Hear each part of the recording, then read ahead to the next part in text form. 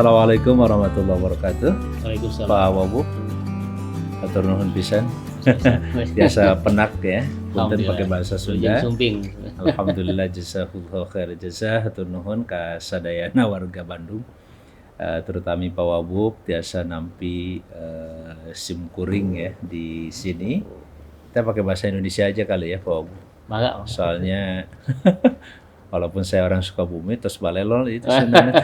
Soalnya campur-campur mangga. Iya, alhamdulillah dalam waktu dekat di Bandung ini juga akan ada pesta demokrasi ya Pak Wabu. Gimana persiapan untuk pilkada di Bandung ini ya secara keseluruhan ya sebagai seorang tentu saja wakil bupati dan juga dengan Pak Bupati, persiapan untuk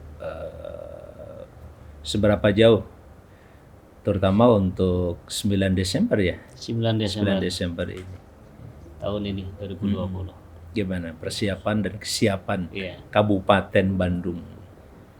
Ya, alhamdulillah tentunya di tahun 2020 ini ada pilkada serentak dan Kabupaten Bandung salah satu daerah yang mengadakan pilkada itu.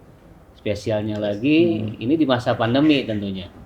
Pilkada saat ini berbeda dengan yang sebelum-sebelumnya karena harus memenuhi aturan sesuai dengan protokol kesehatan yang ada. Ada beberapa aturan yang dibatasi juga.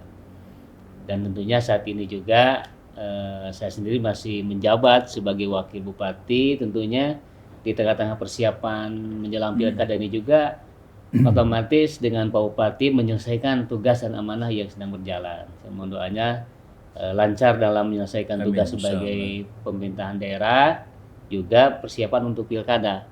Karena saya sendiri diminta untuk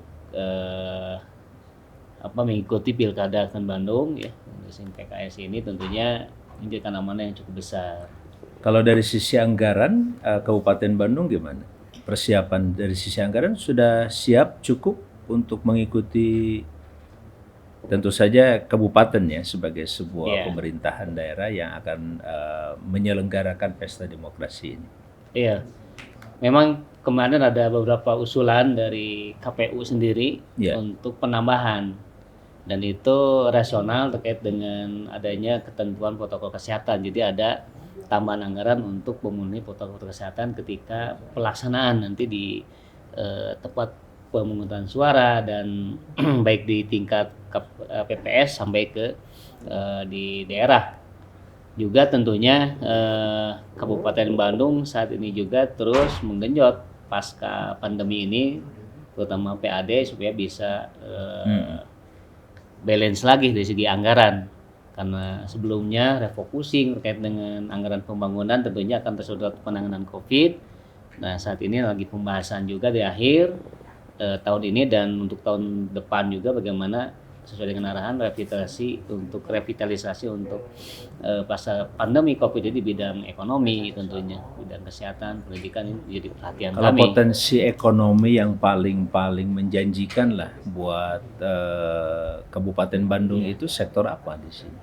Tentu yang pertama karena Kabupaten Bandung agraris di sini sektor pertanian masih agraris ya. Kemudian juga wisatanya, wisata alamnya. Kawasan mana saja yang paling strategis? Tentunya setelah terlepasnya Bandung Utara sekarang jadi Bandung Barat, kami sekarang ke Bandung Selatan ini seperti Ciwidey, Pangalengan dan di timur beberapa juga. Tapi sekarang lagi dengan adanya akses tol Soroja ini, nah PR kami dan lagi pembenahan juga bagaimana spot-spot wisata di Bandung Selatan ini akan menjadi daya tarik. Itu jadi income bagi PAD juga. Dan sektor UKM juga. Ini di Kabupaten Bandung itu luar biasa. Sektor UKM ini menggeliat di masa pandemi COVID ini juga jadi perhatian kami. Nah, sehingga daya dukung ke depan itu harus besar di bidang UMKM juga. Karena ternyata ini yang berputar di masyarakat, UMKM-nya itu paling banyak di Kabupaten Bandung. Kalau problem pertanian ya, kemarin kita jalan-jalan juga tuh Pak Wabu ke Ciwidey, kita ngelihat luar biasa ya, potensi sayur terutama di sana.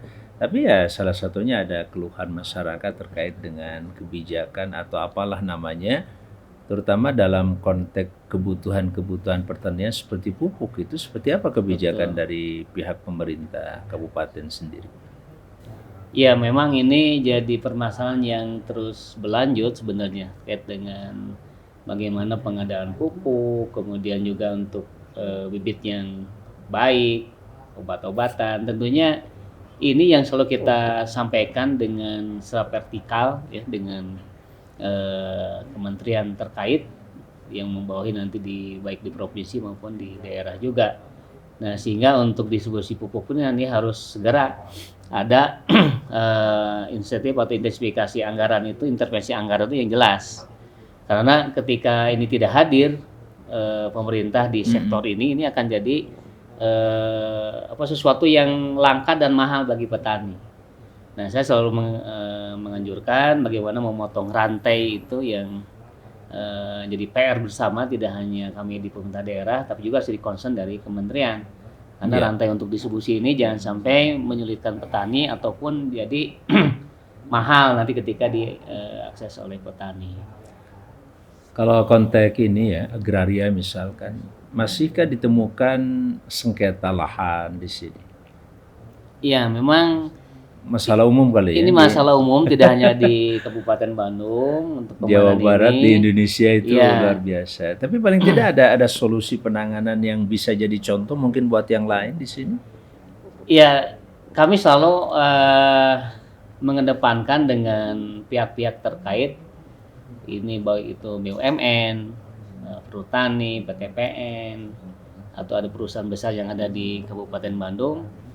Meskipun ini kebijakannya atau core bisnisnya ada di pusat, tapi jangan lupa bahwa kehidupan untuk kegiatannya ada di Kabupaten Bandung.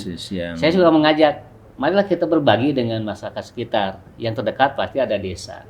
Ada desa hutan, dekat hutan, atau desa yang ada di kawasan proyek strategis nasional.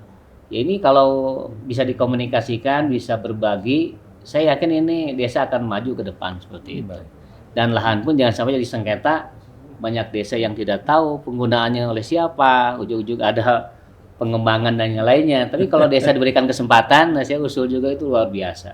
Karena jangan sampai ada suatu proyek besar tapi tidak bisa bermanfaat, tidak dirasakan oleh masyarakat yang ada di sekitarnya seperti itu. Luar biasa. Ada harapan apa? Dari sisi investasi seperti apa nih? Yang paling strategis di Kota Bandung itu apa peluang Bandung, investasinya kira-kira? Di Kabupaten Bandung. Ya, tentunya tadi wisata ya, betul, salah satunya. Yang belum banyak itu adalah investasi di sektor hilirnya di pertanian. Sektor hilir. Kami kesulitan untuk adanya pemasaran.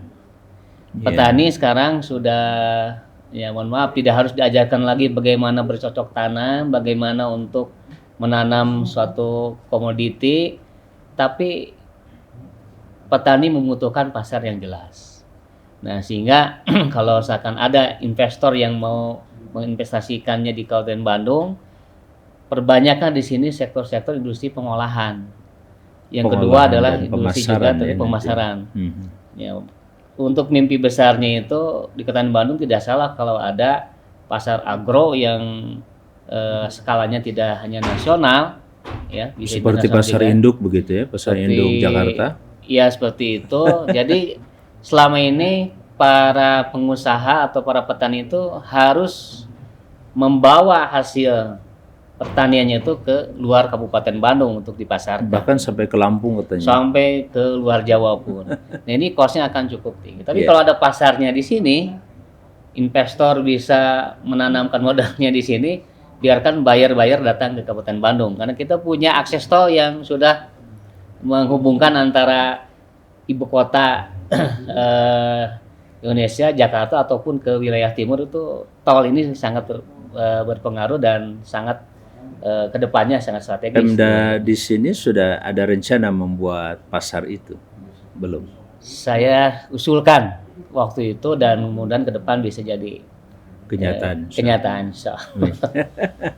Baik Pak Wabub, sangat inspiratif, banyak hal yang bisa kita pelajari dari Kabupaten Bandung, tempat wisatanya dan lain sebagainya. Bahkan kita juga berharap Kabupaten Bandung sebagaimana kabupaten dan kota-kota lain di Indonesia ini yang sangat kaya raya. Saya punya tagline begini, Indonesia tak pantas miskin. Wah, Setuju? setuju, setuju.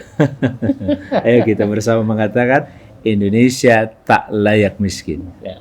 Setuju ya? Setuju, setuju. Baik. Indonesia tak layak Miskin. Ya, kalau melihat kenyataan seperti itu, belum lagi tadi bicara tentang geotermal, segala macam Iya, ya. betul. Luar biasa. Atau nuhun Pak Gun Gun. Assalamualaikum warahmatullahi wabarakatuh.